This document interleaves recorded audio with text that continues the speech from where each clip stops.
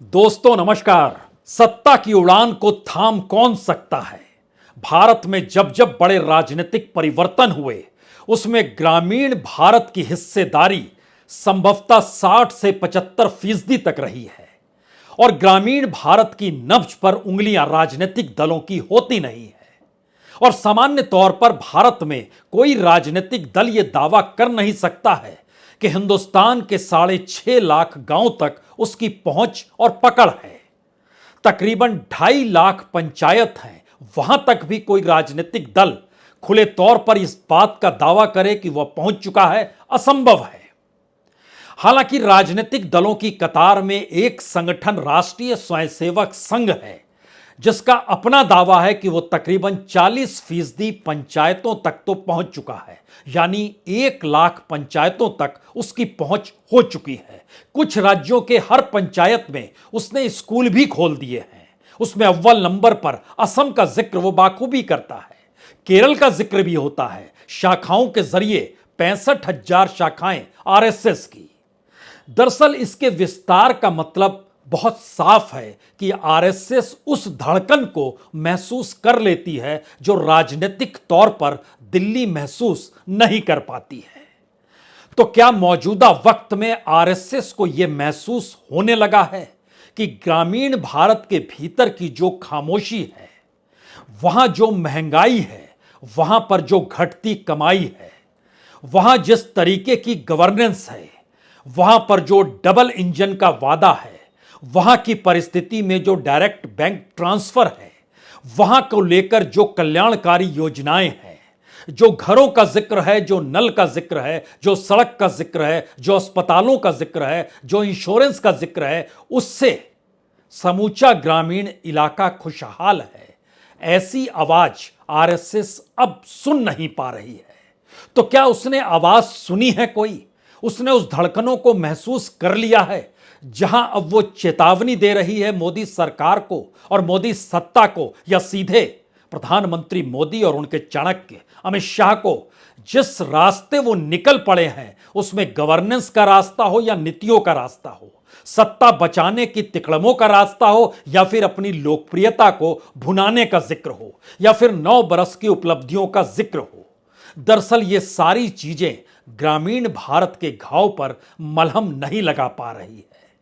और क्या राहुल गांधी को जेल भेजने से या तमाम गठबंधन के साथियों को एक साथ लाकर खड़ा करने से परिस्थितियां बदल जाएगी? ऐसा बिल्कुल नहीं है। तो क्या चेतावनी का नया चेहरा इस रूप में सामने आ रहा है कि जिन परिस्थिति में सरकार चल रही है और जो मैसेज जनता के बीच जा रहा है वो इतना खतरनाक हो चला है कि क्या राहुल गांधी कोई भी सामने आकर खड़ा हो जाए सरकार की गद्दी डोल जाएगी? क्या वाकई ऐसी परिस्थिति है? इसके 2-3 चिन्ह नजर आने लगे हैं। एक तो सरकार यानी मोदी सरकार ने अपने तौर पर उस पैनिक बटन को दबा दिया है जहां पर उसके सामने अब एक ही दृष्टि है, और वो दृष्टि बहुत साफ है कि मैथमेटिक्स देखिए, आंकड़ों के लिहाज से कहां पर जीत मिल सकती है उसे टटोलिए। उस जीत के आश्रय कौन सा नेता किस जाति या धर्म के आश्रय वोटों का जुगाड़ कर सकता है उसे साथ लाकर खड़ा कीजिए, और उसके बाद मैथमेटिक्स कहती है कि आप चुनाव जीत सकते हैं। लेकिन ग्रामीण भारत की राजनीति जातियों के आश्रय चलती जरूर है, समुदायों के आश्रय चलती जरूर है, लेकिन जब मुश्किल सीधे सीधे जनता के बीच इस सवाल के साथ आ जाए कि जिंदगी जीना मुहाल हो चला है, तब वो क्या करेगी? बड़े बड़े कद्दावर नेताओं को साथ भी ले लिया जाए, लेकिन जनता के भीतर अगर विरोध होगा तो वोट उसे कहां मिलेंगे? लेकिन सरकार का अपना जिक्र चूंकि मैथमेटिक्स के आश्रय चल रहा है, तो आज 2 बातों पर चर्चा बहुत जरूरी है।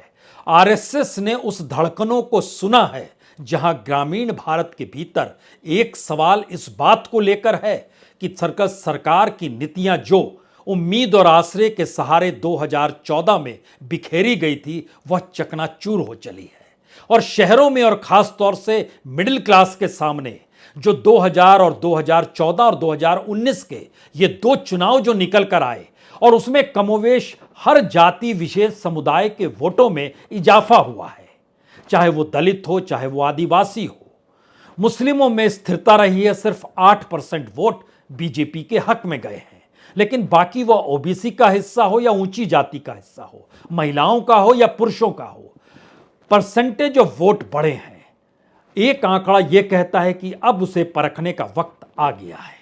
दूसरी तरफ उस शहरी मिजाज के आसरे उन राजनीति को परखने की जरूरत है जहां पर मोदी सत्ता खुद को बनाए रखने के लिए या 2024 में गद्दी ना जाने देने के उपाय कर रही है। और पैनिक बटन जब दबा है तो 18 जुलाई की तारीख यूं ही तय नहीं की गई है, यह जानते समझते हुए तय की गई है कि पार्लियामेंट शुरू होगा 20 तारीख से और 18 तारीख को वह पूरी कतार नजर आनी चाहिए। उसमें बिहार के नेता रहें, उसमें उत्तर प्रदेश के नेता रहें, उसमें महाराष्ट्र के नेताओं की मौजूदगी हो, उसमें आंध्र प्रदेश के नेताओं की मौजूदगी हो, उसमें पंजाब के नेताओं की मौजूदगी हो, उसमें असम के नेताओं की मौजूदगी हो, उसमें तेलंगाना के नेताओं की मौजूदगी हो जो कि एक वक्त में एनडीए के साथ खड़े थे। और इन सब के बीच संगठन को मथा जाए तो चीजें अनुकूल हो जाएंगी, कम से कम मैथमेटिक्स के लिहाज से। और दूसरी परिस्थिति उस धारा की है जिस धारा को लेकर राहुल गांधी चल रहे हैं, जगह जगह लोगों से जुड़ रहे हैं। लेकिन सरकार अपने तौर पर इसको कहने से चूक नहीं रही है। प्रधानमंत्री मोदी भी तो जुड़ रहे हैं। हर दिन तो वो निकल जाते हैं सुबह दिल्ली से, कभी राजस्थान में होते हैं, कभी तेलंगाना में, कभी वो रायपुर में घूम रहे होते हैं, कभी उत्तर प्रदेश के गोरखपुर के इलाके में, कभी मध्य प्रदेश में होते हैं। हर दिन हर जगह उनकी रैली तो तय है, लेकिन वह स्टेट स्पॉन्सर रैलियां होती है। स्टेट स्पॉन्सर वह तमाम रैली के साथ साथ जो कार्यक्रम होते हैं वो राज्य द्वारा प्रायोजित होते हैं, कोई संवाद नहीं होता है। तो क्या इस दौर में बीजेपी का संवाद भी लोगों से रुक गया है, थम गया है? और आरएसएस इस बात की चेतावनी दे रही है। और शायद पहली बार संगठन को में किसको लाया जाए, किसको आगे किया जाए, किस राज्य में किसे बनाया जाए, तो संघ और बीजेपी के बीच तालमेल बैठाने के लिए अरुण कुमार को भी बुला लिया गया। इससे पहले कृष्ण गोपाल हुआ करते थे, लेकिन उनकी जरूरत ना तो 2019 के चुनाव में पड़ी, ना उससे पहले किसी भी राज्य के चुनाव में पड़ी। यानी पहली बार महसूस हो रहा है कि संकट है। पहली बार महसूस हो चुका है कि दरअसल पैनिक बटन जो दबाया गया है वो बचने के लिए दबाया गया है, और इसका एहसास हो चला है कि मुश्किल हालात है। और जिसका ग्रामीण भारत की नब्ज पर अपनी उंगलियों के आसरे समझने की जरूरत है, वह अगर समझ रहा है तो ये मुश्किल हालात को एक एक करके परखने की कोशिश कीजिए। 2014 में 31% वोट मिले थे बीजेपी को, और 2019 में 37%। हमने वोट का जिक्र इसलिए शुरू में किया है, उसके बाद उस फिलॉसफी पे आएंगे कि आखिर ग्रामीण भारत की वो कौन सी धड़कन है जो सुनाई दे रही है और वो विचलित कर रही है दिल्ली को। लेकिन दिल्ली ने पैनिक बटन चूंकि मैथमेटिक्स को लेकर दबाया है, और उसके दायरे में बहुत साफ तौर पर उस बैठक का जिक्र है जिसमें 18 जुलाई को तमाम नेताओं की मौजूदगी होगी, इसीलिए शुरुआत में आंकड़ों के सहारे इन बातों का जिक्र हो रहा है। जब 31% वोट मिले थे तब 282 सीटें मिली थी, जब 37% वोट मिले तो 303 सीटें मिली। लेकिन एक क्षण के लिए आज थोड़ी सी उल्टी धारा बहाते हैं और 2009 में चले जाते हैं, जब एनडीए जीवित था। उस समय बीजेपी को 18.5% वोट मिले थे, लेकिन 116 सीटें मिली थी क्योंकि एनडीए था। कांग्रेस को 19.5% वोट 2014 में भी मिला, 2019 में भी मिला, लेकिन 100 का आंकड़ा तो दूर, 50 का आंकड़ा 2014 में पार नहीं कर पाई और 2019 में 52 सीट ले पाई। तो क्या 1% ज्यादा वोट बीजेपी से, बावजूद उसकी आधी सीट 2009 के मुकाबले? यह पहला मैसेज है। यानी कांग्रेस जिस गठबंधन के आसरे बढ़ रही है उसका मैसेज बहुत साफ है कि उसकी सीटें एक झटके में 100 तो पार कर चुकी है। जैसे ही वो गठबंधन की दिशा में जाती है, हालात 2009 वाले, बीजेपी वाले ही क्यों ना हो, एक झटके में वो 100 से 150 सीट के बीच में जाकर खड़ी हो गई है। अब यहां से एक दूसरी परिस्थिति लेकर आइए, क्योंकि जो अलग अलग वोट मिले उसमें कमोवेश 2014 से 2019 में बीजेपी के हक में हर वोट गया है। ग्रामीण इलाके के 38% वोट बीजेपी के पास 2019 में गए, 2014 में 30% वोट गए थे। जो अर्ध ग्रामीण इलाका है, कुछ शहरी कुछ ग्रामीण इलाका है, वहां पर 33% वोट गए थे 2019 में। 2014 में 29% गए थे। ध्यान दीजिए, 14 से बढ़ रहे हैं 19 में। जो शहरी इलाका है वहां 42% वोट तक बीजेपी के हक में गए थे, जो 2014 में 39% गए थे। और यहीं से सवाल शुरू होता है इन तीन हिस्सों के आसरे, जो गरीब हैं, जो लोअर मिडिल क्लास का है, जो मिडिल क्लास का है, जो अपर मिडिल क्लास का है। अगर इसको परखना शुरू कीजिएगा तो मिडिल क्लास और अपर मिडिल क्लास के भीतर मौजूदा वक्त में सीधे तौर पर उस टैक्स का दबाव है, उस महंगाई का दबाव है, उस नौकरी का दबाव है, अनएम्प्लॉयमेंट का बड़ा सीधा दबाव है। और वो 38% वोट अगर मिला था उसे, तो 2009 में उसके वोट 18% थे और 2014 में 32% थे। अपर मिडिल क्लास के 45% तक वोट गए थे, 2014 में ये 38% थे और 2009 में चले जाइएगा तो यह 19% थे। तो क्या एक ऐसी परिस्थिति मौजूदा वक्त में आ रही है सरकार की आर्थिक नीतियों को लेकर, जहां एक झटके में बीजेपी लगभग 6 से 7% कम हो सकती है, उसका वोट परसेंटेज कम हो सकता है, और कांग्रेस का वोट परसेंटेज बढ़ सकता है? कांग्रेस का क्यों बढ़ सकता है, या उसको कांग्रेस के हक में ही क्यों डाला जाए, इस पे आते हैं। लेकिन उससे पहले और सुनिए, गरीबों के वोट 24% वोट मिले थे 2014 में, और वो 35% हो गए थे 2019 में। जो लोअर मिडिल क्लास है, जो उस कल्याणकारी योजनाओं के तहत आ जाती है, उसके भी 35% वोट 2019 में मिले थे। यहां पर दो सवाल जहन में रखिए।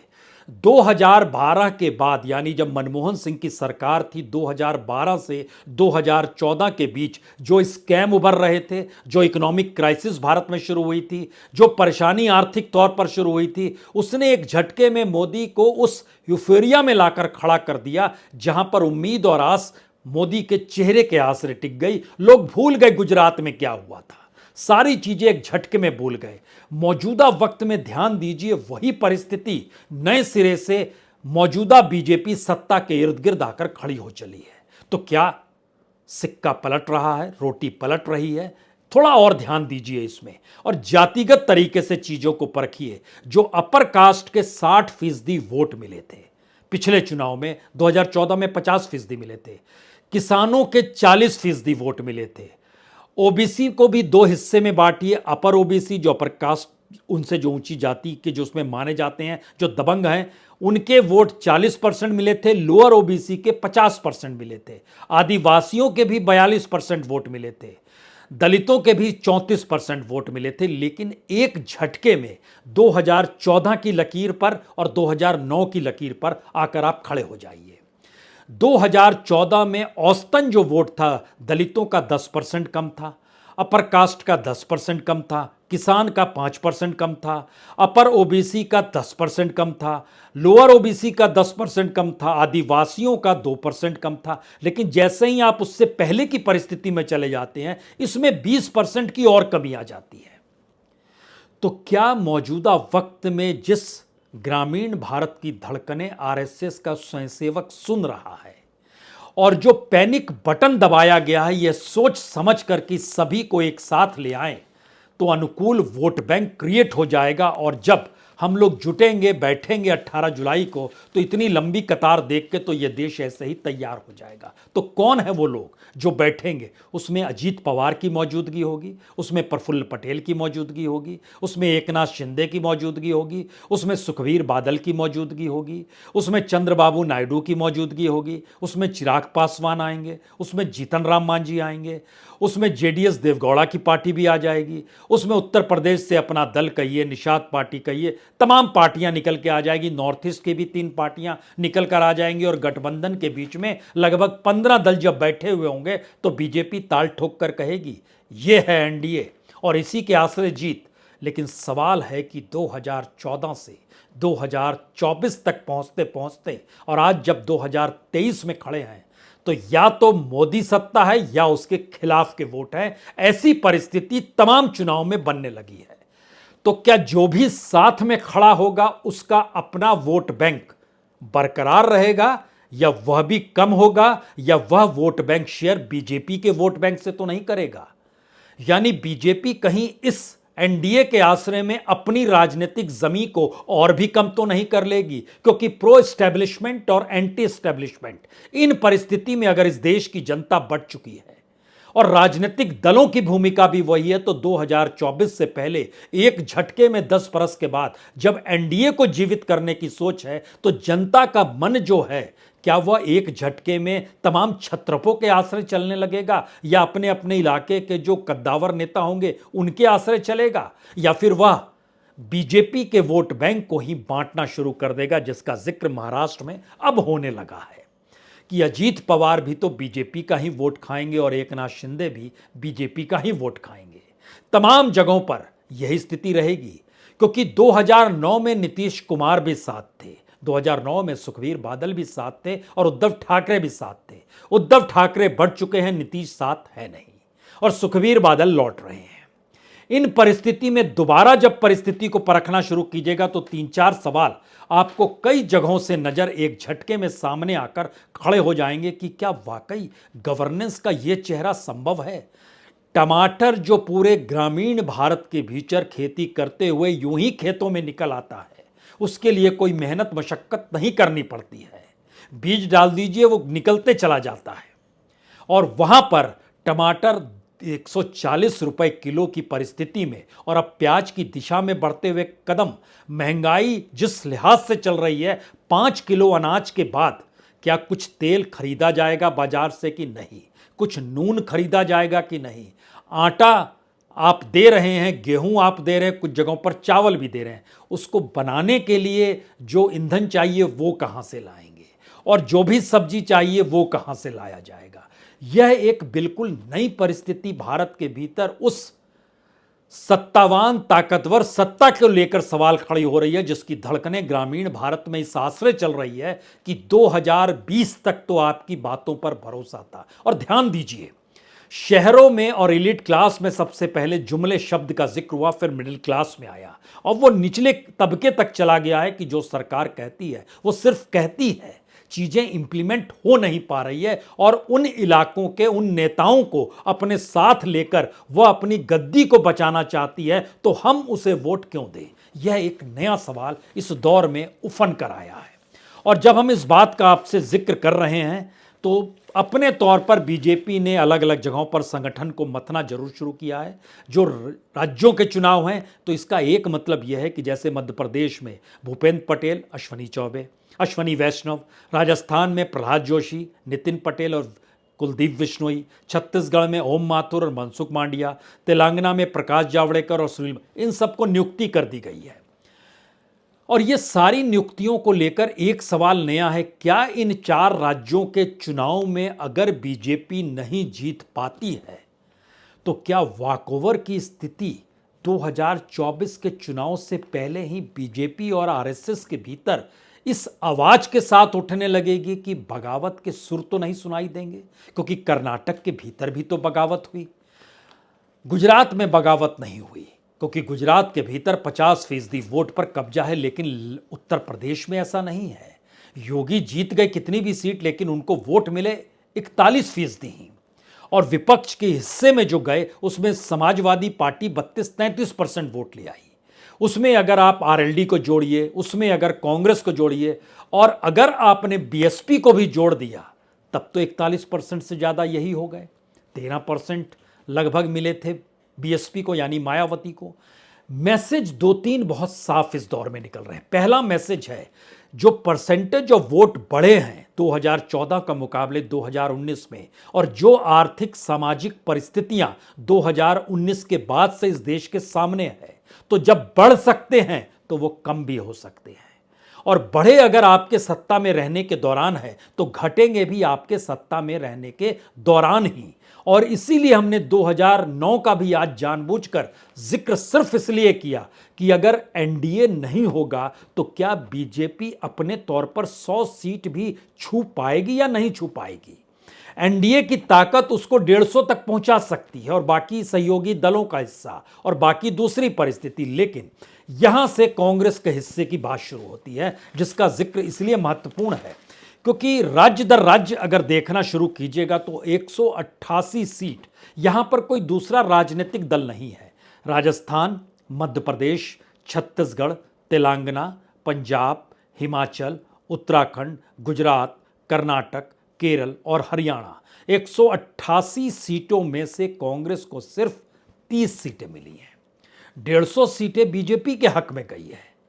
और जहां पर गठबंधन है वहां की परिस्थिति को अगर परखिएगा तो लगभग वहां 330 सीटें हैं।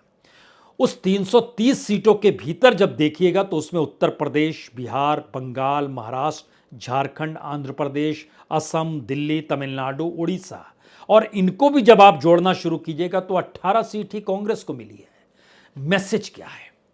मैसेज बहुत साफ तौर पर उभर रहा है कि जो ग्रामीण भारत की राजनीतिक धड़कनें हैं उसको पहली बार नीतियों के आसरे, और जो शहरी मिजाज की धड़कनें हैं उसमें मैथमेटिक्स के आसरे, दोनों बातें एक साथ एक वक्त में हो रही है। इसीलिए क्या करना है, कैसे करना है, किस रूप में करना है, चुनाव कैसे जीतना है, इसको लेकर दिल्ली में हड़कंप मची हुई है। सवाल यह नहीं है कि संगठन में फेरबदल कर नियुक्तियां शुरू हो गई। सवाल यह भी नहीं है कि पुराने चेहरों को, जैसे आपको झारखंड में देखिए बाबूलाल मरांडी को लेकर आया गया। बाबूलाल मरांडी बहुत गुस्से में निकल के गए थे बीजेपी से, जबकि वो सबसे बेस्ट सीएम हुआ करते थे। उनको देखा परखा नहीं गया, लेकिन अब जब आए वापस तो अब उनको वहां की जिम्मेदारी सौंप दी गई। ये परिस्थितियां बहुत सारी चीजों की तरफ इंगित करती है कि आप रणनीति जब बनाते हैं तो सिर्फ वोट देख रहे हैं, अभी भी आप लोगों की जरूरत तक नहीं पहुंचे। और ये पहली बार मैसेज जरूरत, पॉलिसी और आपके गवर्नेंस का उठा है, जिसकी धड़कनों को सुन पाने की कुवत दिल्ली में कितनी है, क्योंकि उसकी मदहोशी अभी भी राजनीतिक उड़ान पर है। और यह आरएसएस का स्वयंसेवक जगह जगह से चिता रहा है। कल तक करप्शन का जिक्र था, आज करप्शन के आश्रय सत्ता बनाने का जिक्र है। कल तक कॉरपोरेट के विरोध का जिक्र था, आज कॉरपोरेट के साथ खड़े होने की बात है।